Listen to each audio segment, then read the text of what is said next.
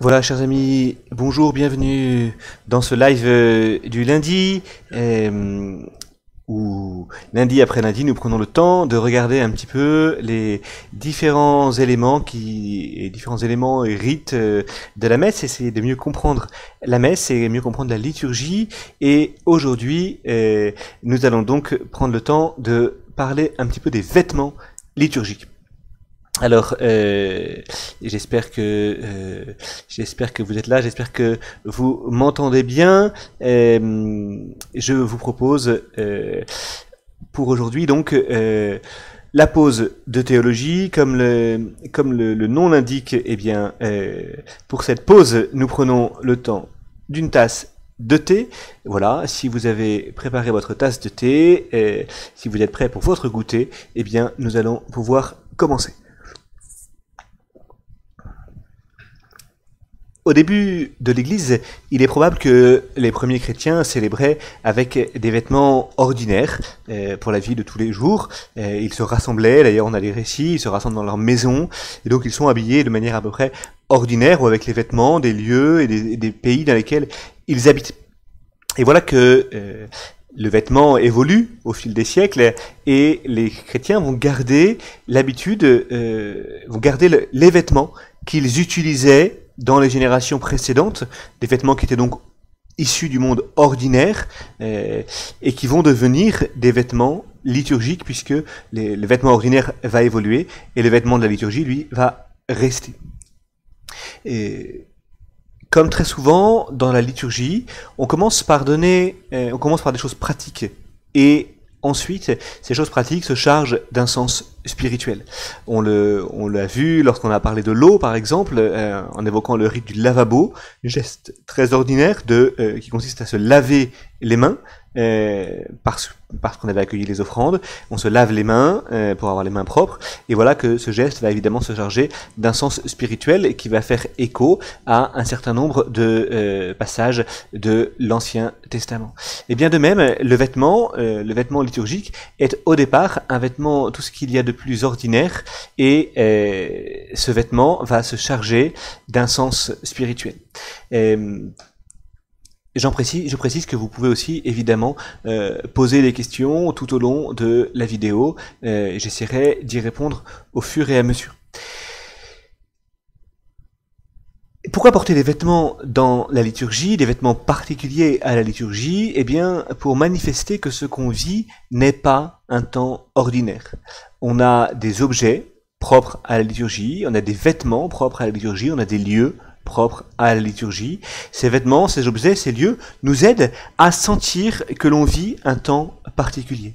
Parce que l'être humain n'est pas un pur cerveau, notre prière, notre relation à Dieu n'est pas simplement une information pour notre cerveau, cela concerne toute notre sensibilité, ce que nous sommes, ce que nous vivons. Et donc on a besoin de rites et de vêtements propres à la liturgie, comme d'ailleurs pour les fêtes. Pour les fêtes profanes, on a besoin d'avoir des vêtements de fête qu'on met pour marquer qu'il y a là un temps particulier qui est vécu. Et ces vêtements liturgiques nous aident à prendre conscience du sacré. C'est d'ailleurs pour ça que les chrétiens, même ceux qui n'ont pas un rôle défini dans la liturgie, sont invités le dimanche à porter un vêtement de fête. On dit dans ce cas-là qu'ils sont endimanchés, c'est-à-dire qu'ils ont une tenue propre au dimanche.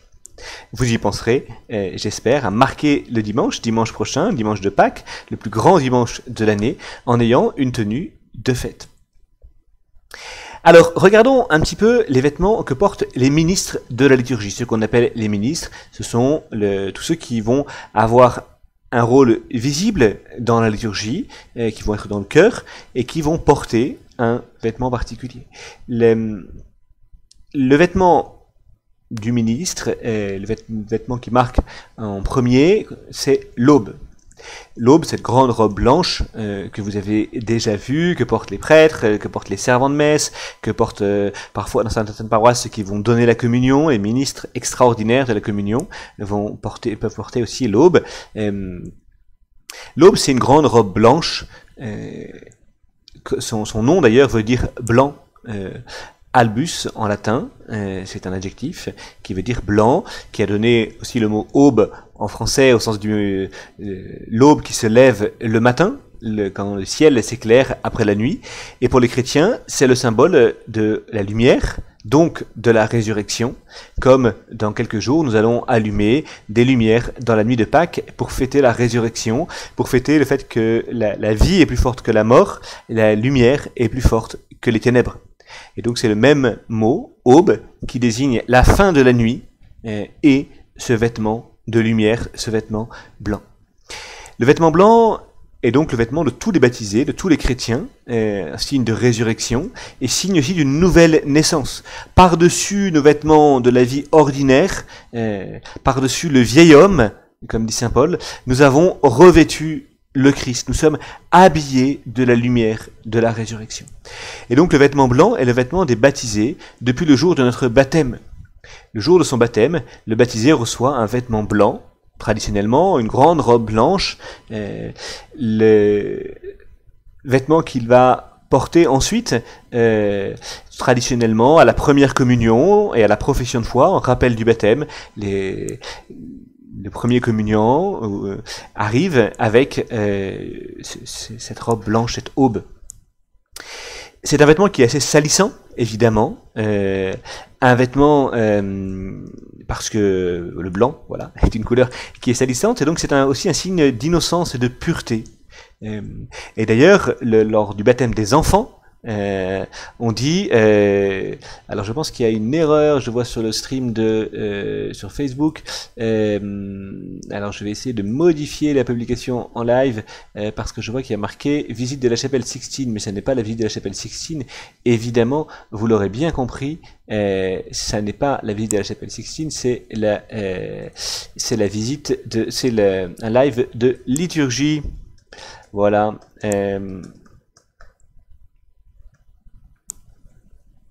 Voilà, j'essaye d'enregistrer la modification.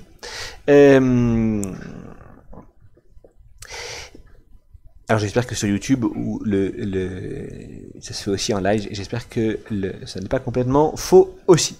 Ce vêtement blanc, il fait référence à la foule immense que l'on voit dans l'Apocalypse. J'ai vu une foule immense, alors évidemment je vous avais mis le texte, mais je l'ai mal mis, donc il est masqué.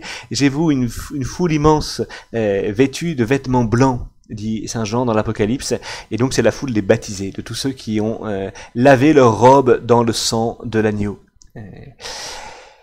Par le baptême, nous sommes lavés du péché, du mal, et donc nous avons ce vêtement blanc. Et donc on invite le baptisé, en tout cas l'enfant, lors du baptême des enfants, on dit que tes parents, ta famille, tes amis t'aident par leurs paroles et leur exemple à garder intacte cette dignité d'enfant de Dieu. Et le vêtement blanc en est le signe. Mais d'une manière particulière, dans la liturgie, ce n'est pas le vêtement de tous les baptisés. On pourrait imaginer des liturgies où tout le monde vienne en vêtements blancs, mais ce serait assez compliqué de garder intact ces vêtements-là, et puis ça donnerait peut-être un peu trop d'uniformité à notre assemblée. C'est donc, dans la liturgie, le signe de ceux qui vont exercer un rôle dans le chœur. Le chœur, qu'on appelle aussi le sanctuaire, c'est le lieu où il y a l'autel, l'ambon, le lieu où va se dérouler l'action liturgique, un lieu qui est un peu surélevé pour que tout le monde puisse bien voir, et pour manifester que ce qui se vit là n'est pas de l'ordre de la vie ordinaire, on n'y porte pas les vêtements de la vie ordinaire. Et donc tous ceux qui vont avoir un rôle, qu'on va appeler des ministres, c'est-à-dire des serviteurs en latin, eh bien les ministres portent un vêtement blanc. Que ce soit des ministres ordonnés, évêques, prêtres ou diacres, ou que ce soit les autres ministres, notamment ce qu'on appelle les enfants de chœur, les servants de messe, les clercs, les grands clercs, voilà. Ils portent ce vêtement blanc, ce vêtement du ministre, et cela fait écho aussi au livre de l'Apocalypse, où il y a 24 vieillards habillés de vêtements blancs qui vont exercer un culte liturgique devant le trône de Dieu.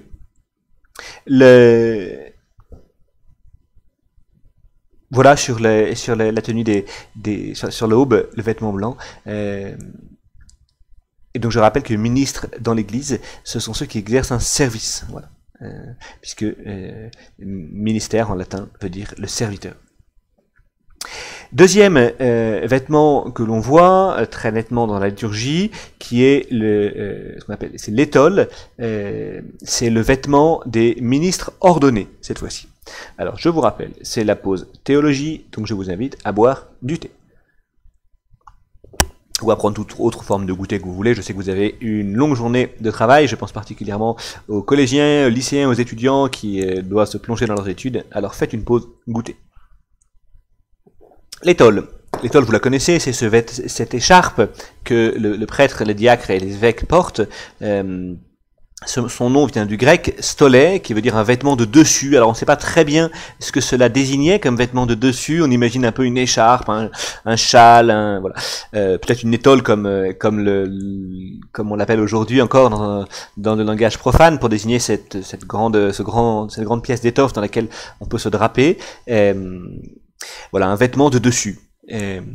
C'est dans l'Église le vêtement de ceux qui ont reçu le sacrement de l'ordre, les prêtres, les diacres, les évêques. Les diacres la portent en bandoulière. Alors je vous ai mis là sur l'image un diacre de l'Église orientale, dont on voit bien qu'il porte son étole en bandoulière. Les prêtres la portent droite, comme vous l'avez sur l'image de droite, le prêtre avec son étole rouge, et dans l'église orientale aussi, les prêtres la portent droite. Alors dans l'église orientale, les deux pans se rejoignent, alors que dans l'église latine, les deux pans sont légèrement écartés. C'est un peu du détail lié à l'évolution dans le temps. Les diacres la portent en bandoulière à partir de l'épaule gauche, descendant vers la droite. Alors évidemment, moi je suis inversé avec la caméra. Ça libère le bras droit qui est, pour beaucoup de gens étant droitiers, libérer le bras droit, c'est aussi marquer la disponibilité au service, parce que le diacre est serviteur. Pour l'anecdote, quand j'ai été ordonné diacre, je savais plus très bien dans quel sens il fallait la mettre. Alors j'ai demandé à une amie femme de diacre qui m'a dit, eh bien, tu la mets sur l'épaule gauche pour garder le bras droit disponible. Malheureusement, moi, je suis gaucher. Alors voilà, sur l'étole, on considère que c'est le symbole du joug. Vous savez, le Christ dit « Prenez sur vous mon joug, devenez mes disciples, car je suis doux et humble de cœur ». Et donc, un théologien du 8e siècle, Amalère, estime que l'étole tient ce rôle-là d'être le joug du Seigneur.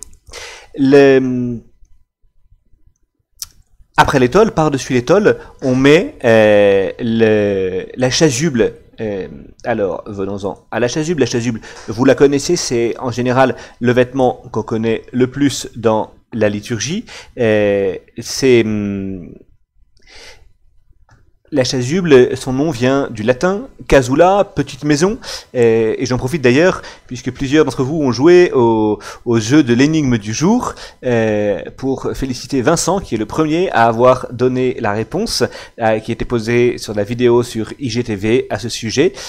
Samuel a essayé à son tour, mais il pensait que c'était le tabernacle qui voulait dire petite maison.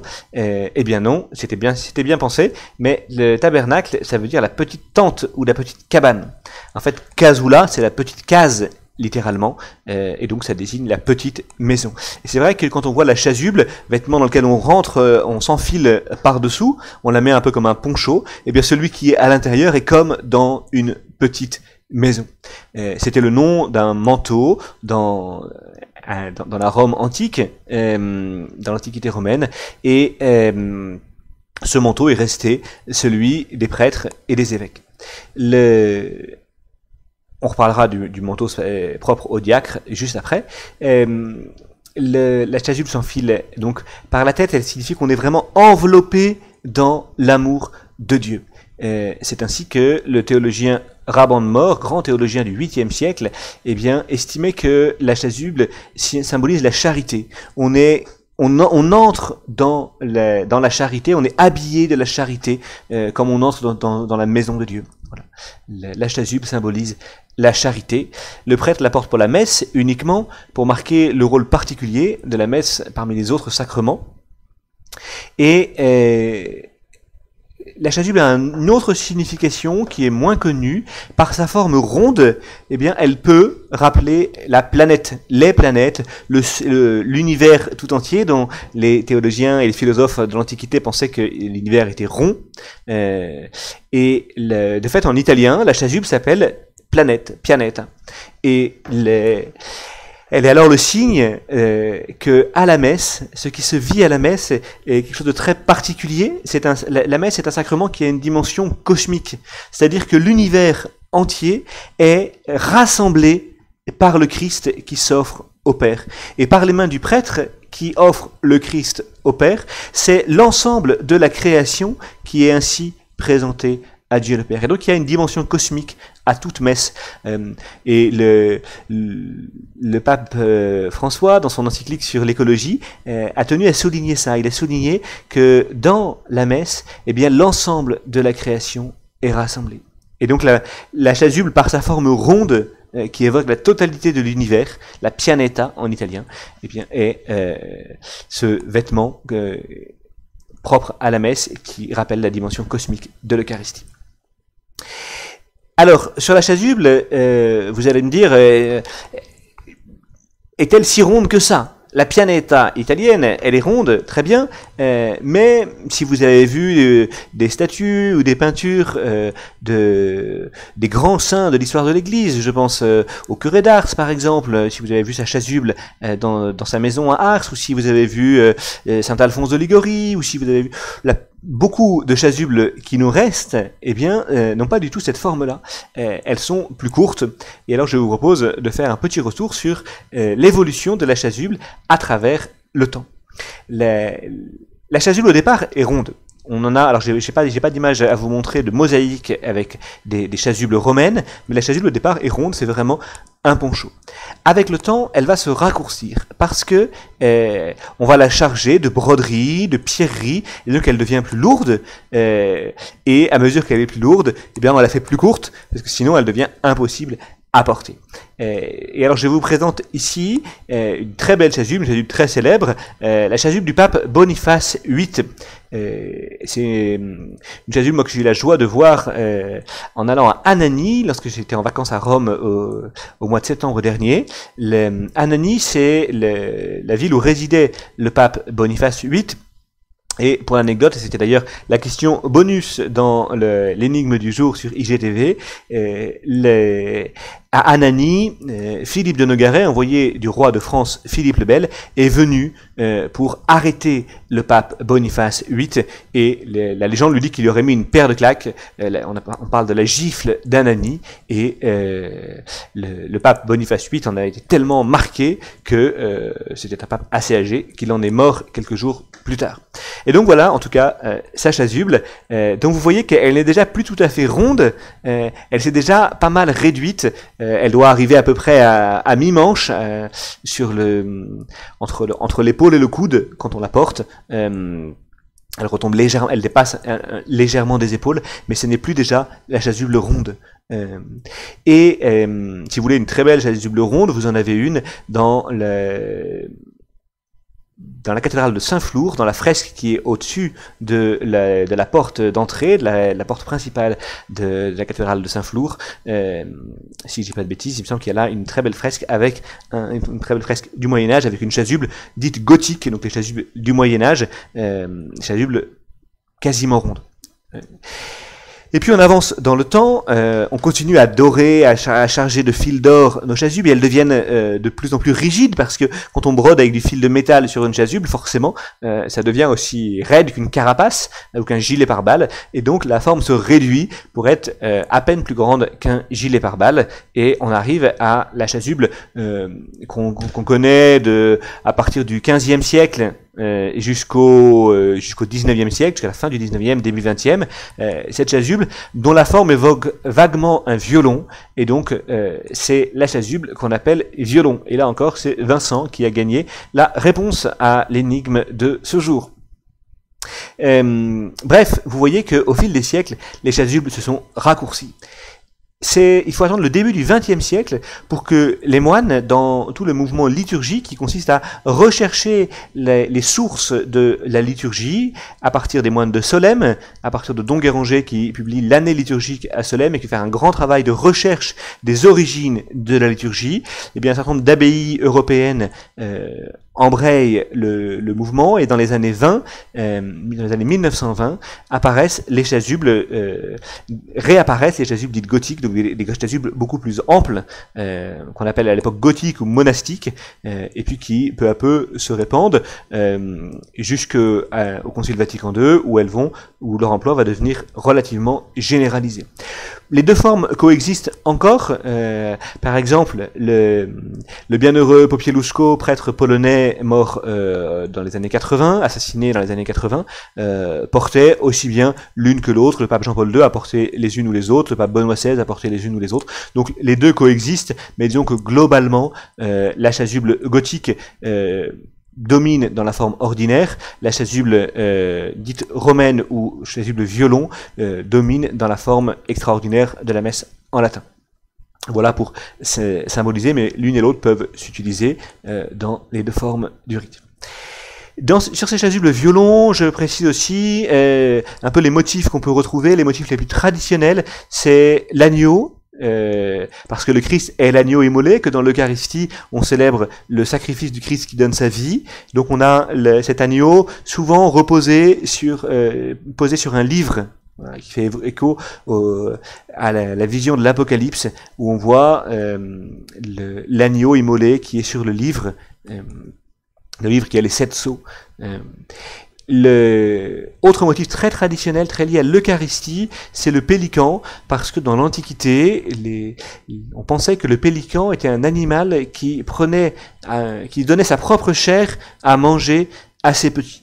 Pour une raison simple, c'est que les observateurs qui avaient rencontré des pélicans avaient vu que le pélican, lorsque le pélican prend sa proie pour nourrir ses petits, les petits étant incapables de se nourrir par eux-mêmes, il va prendre la chair de sa proie dans son bec, et il va la donner à manger à ses petits. Et résultat, comme le pélican est un animal qui est relativement blanc, eh bien il est taché de sang, du sang de sa proie, quand il donne à manger à ses petits. Et donc, vu de loin, les observateurs s'étaient dit, mais si il saigne et il donne à manger à ses petits, c'est donc sa propre chair qu'il donne à manger à ses petits. Et donc, les premiers chrétiens ont transposé cette image du pélican pour en faire l'image du Christ, celui qui donne sa chair pour la vie du monde. Voilà pourquoi vous verrez un certain nombre d'images de pélicans sur des chasubles, très souvent sur des chasubles violons. Ou éventuellement sur des voiles, le voile huméral qui est le voile qu'on met sur les épaules, humérus c'est l'os de l'épaule, le voile qu'on met sur l'épaule pour apporter le Saint-Sacrement.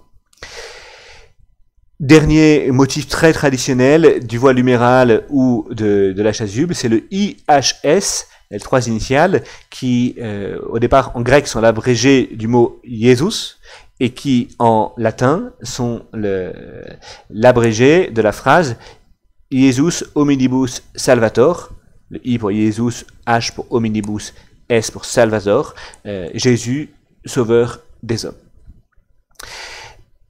Voilà pour la chasuble, j'ai beaucoup parlé de la chasuble, on va avancer un tout petit peu, pour passer maintenant à la dalmatique. La dalmatique, c'est l'autre vêtement qu'on met par-dessus l'étole et l'aube, mais non plus pour le prêtre ou l'évêque, mais pour le diacre. D'ailleurs, l'évêque, c'est pas tout à fait vrai, l'évêque peut porter une dalmatique légère pour rappeler qu'il est prêtre, mais il est prêtre et diacre puisqu'il est évêque et que l'évêque a la plénitude du sacerdoce. Donc, traditionnellement, l'évêque porte une petite dalmatique sous la chasuble. Il le fait rarement parce que, en pratique, c'est quand même assez chaud et donc assez difficile pour la liturgie. La dalmatique, c'est ce vêtement à manches courtes que portaient les diacres et que portaient les esclaves dans l'Empire romain. Et comme un certain nombre d'esclaves étaient originaires de Dalmatie, qui est une province de l'ex-Yougoslavie, sur les bords de l'Adriatique. Beaucoup d'esclaves à Rome venaient d'Almatie, et donc ils avaient le vêtement traditionnel de leur pays, et donc on a appelé dalmatique le vêtement des esclaves, une tunique à manches courtes, et l'avantage des manches, c'est que ça rend beaucoup plus libre de ses mouvements que la chasuble, qui est un grand manteau dans lequel effectivement quand on essaye de bouger, on risque de tout renverser. C'est d'ailleurs, pour l'anecdote, un exercice toujours très intéressant quand on se prépare à devenir prêtre au séminaire, quand on doit apprendre à faire les gestes de la messe avec la chasuble pour ne pas emporter le calice sur son passage, etc. Et passe comme diacre au séminaire, j'ai donc dû apprendre à célébrer la messe, et passer de la dalmatique à la chasuble, au départ c'est assez déstabilisant parce qu'effectivement on se sent beaucoup moins à l'aise pour les mouvements qu'on doit faire. Donc la dalmatique est un vêtement à manches courtes, un vêtement de serviteur, et qui est aussi assez traditionnellement, pas systématiquement, mais traditionnellement, porte comme deux bretelles qui l'ornent sur les côtés, à droite et à gauche, là encore, qui sont des bretelles au départ de serviteurs, que vous voyez sur les deux dalmatiques qui sont ici présentés. Pour le reste, la dalmatique est un vêtement qui cherche à être le plus sobre possible, pour ne pas attirer l'attention plus sur le diacre que sur le prêtre ou l'évêque qu'il sert à l'autel. Alors vous allez me dire que celle qui est présentée là n'est pas forcément très sobre, mais elle est faite dans un ensemble, et donc le but c'est qu'elle soit harmonieuse dans l'ensemble avec la chasuble qu'elle accompagne. Voilà pour la dalmatique. Alors il y a un certain nombre d'autres vêtements liturgiques dont on pourrait parler. Il y a la chape. La chape, c'est un manteau. Son nom a la même origine que la cape. C'est un grand manteau qu'on va porter pour marquer la solennité, les célébrations en dehors de la messe, pour solenniser des vêpres par exemple, pour un temps d'adoration du Saint-Sacrement, pour un salut du Saint-Sacrement, pour une procession du Saint-Sacrement, ou pour un certain nombre d'autres célébrations, pour un mariage, pour un baptême, pour des obsèques, on peut porter la chape. Là encore, son origine est au départ très fonctionnelle, il s'agit d'un manteau, et on va donner un sens symbolique, on va lui donner la couleur liturgique du jour, on va pouvoir la broder, et comme c'est un grand manteau, il y a un certain nombre de mètres carrés de surface disponible, et donc c'est dès le début du Moyen-Âge, un manteau qui va être très travaillé, avec beaucoup de motifs, compris des scènes qui se répondent, les scènes de l'histoire sainte, voilà, sur les dalmatiques, sur les chapes, pardon. Je pense que c'est pas la peine de parler de la mitre. La mitre, vous connaissez tous, c'est le signe de l'évêque, hérité des grands prêtres. C'est le chapeau à double pointe de l'évêque. Alors peut-être juste une remarque. Beaucoup de gens me demandent, mais pourquoi est-ce que l'évêque enlève et remet tout le temps sa mitre au cours de la messe? Alors c'est une raison très simple. Vous regarderez pendant la Semaine Sainte, là vous aurez l'occasion d'assister aux messes dans les cathédrales avec nos évêques. Pour notre diocèse de Quimper, vous avez tous les offices de la Semaine Sainte qui sont retransmis à partir de la cathédrale. Et donc vous verrez l'évêque, lorsqu'il met la mitre, lorsqu'il agit comme grand prêtre, héritier du grand prêtre de l'Ancien Testament, lorsqu'il agit au nom de l'Église. C'est encore plus vrai lorsqu'on le voit sur une ordination ou une confirmation. Tous les moments solennels, il met la mitre pour le dialogue avec l'ordinant, celui qui va être ordonné, pour le dialogue avec les confirmants, ceux qui vont être confirmés. Eh bien, l'évêque porte la mitre pour l'homélie. L'évêque porte la mitre et normalement la crosse avec. Alors c'est pas très pratique d'avoir la mitre, la crosse et en même temps de tenir son texte, de tourner ses pages, mais normalement l'évêque est crossé mitré pour marquer qu'il engage l'autorité de l'Église et qu'il enseigne comme docteur dans son homélie. Voilà le sens de la mitre. Et puis alors l'évêque porte aussi un autre vêtement sous la mitre, c'est la calotte. Vous savez, cette petite ce petit bonnet qu'il a sous la mitre, qui ressemble à la kippa des Juifs, qui a la même origine, qui est le symbole de celui qui est soumis à la parole de Dieu. le pape la porte en blanc, les cardinaux la portent en rouge, les évêques la portent en violet, et les prêtres chauves comme moi, peuvent la porter s'ils le veulent en noir dans ce cas-là. Voilà, juste pour pas s'enrhumer parce que nos églises sont rarement très chaudes. Et alors, on l'enlève dans ce cas-là au moment de la consécration. Au moment de la prière eucharistique, pour bien marquer que, enfin, en signe de respect pour le Seigneur qui est là, en signe d'adoration pour le Seigneur qui est là, sur l'autel. Je m'étais dit que je vous parlerais aussi des linges d'autel, mais en fait, je vois que je n'ai plus le temps, il est temps de passer aux vêpres, et donc les linges d'autel, ce sera pour une autre fois. Peut-être un dernier mot sur les couleurs liturgiques, vous les connaissez, il y a le blanc, blanc, jaune ou or, symbole de fête. Il y a le vert pour le temps ordinaire, c'est la couleur de ce qui pousse, de ce qui grandit, la couleur de l'espérance, la couleur de la nature qui grandit. Il y a le violet en symbole de pénitence, de conversion qu'on porte pour l'Avent, le carême, pour le sacrement du pardon, pour le sacrement des malades. Il y a le rose qu'on porte, qui est un violet chargé de lumière, qu'on porte pour marquer la fin de l'Avent et la fin du carême, le quatrième dimanche du carême et le troisième dimanche de l'Avent, le dimanche de l'Étaré et de Gaudete. Il y a le noir qu'on porte parfois pour les enterrements, ou alors on peut porter le violet pour les enterrements. Voilà, les couleurs traditionnelles de la liturgie. Et après, on les habille. Elles peuvent se marier avec d'autres couleurs. Dans beaucoup de cas, pour les fêtes mariales, la chasuble blanche est souvent travaillée avec des motifs bleus par-dessus pour évoquer la Vierge Marie. Mais normalement, il n'y a pas de chasuble bleue. Voilà, j'espère que ça vous a intéressé, ce petit live du lundi sur la liturgie.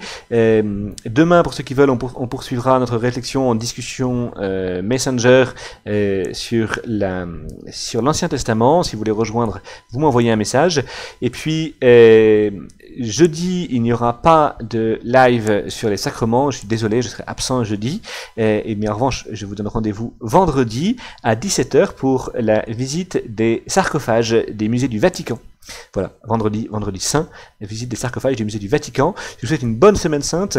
Je vous encourage à vraiment prendre des temps de prière personnelle, en coupant les écrans, pour vraiment prier de tout votre cœur pendant cette semaine sainte, à vous associer aussi aux offices que vous trouverez sur Internet. Je vous conseille holybox.sjtm.fr, holybox.sjtm.fr, la proposition du diocèse de Quimper, à destination des jeunes, des familles et des adultes, et notamment l'heure sainte. Je vous encourage à vous inscrire pour l'heure sainte dans la nuit du jeudi au vendredi saint, que vous soyez du diocèse de Quimper ou d'ailleurs. Et maintenant, nous prions ensemble les vêpres.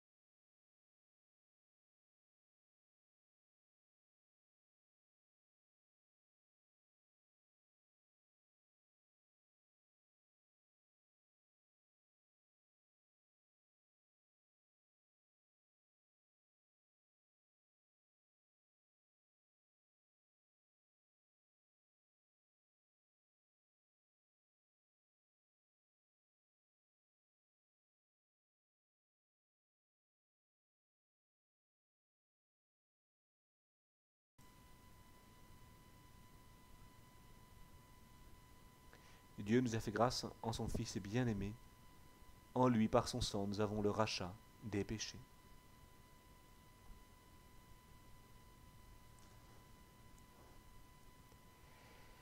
Dans l'Épître aux Romains, la preuve que Dieu nous aime, c'est que le Christ est mort pour nous alors que nous étions encore pécheurs. À plus forte raison, maintenant que le sang du Christ nous a fait devenir des justes, nous serons sauvés par lui de la colère de Dieu.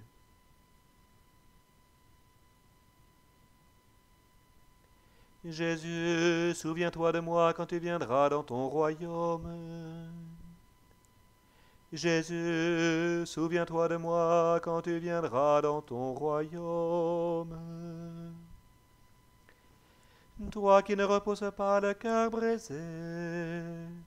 Jésus, souviens-toi de moi quand tu viendras dans ton royaume. Toi qui t'es fait obéissant jusqu'à la mort. Jésus, souviens-toi de moi quand tu viendras dans ton royaume. Par ton côté ouvert, par tes mains transpercées. Jésus, souviens-toi de moi quand tu viendras dans ton royaume. Comme le serpent fut élevé dans le désert, il faut que le Fils de l'homme soit élevé, pour que tout homme qui croit ait la vie éternelle. Mon âme exalte le Seigneur, exulte mon esprit en Dieu mon Sauveur. Il s'est penché sur son humble servante.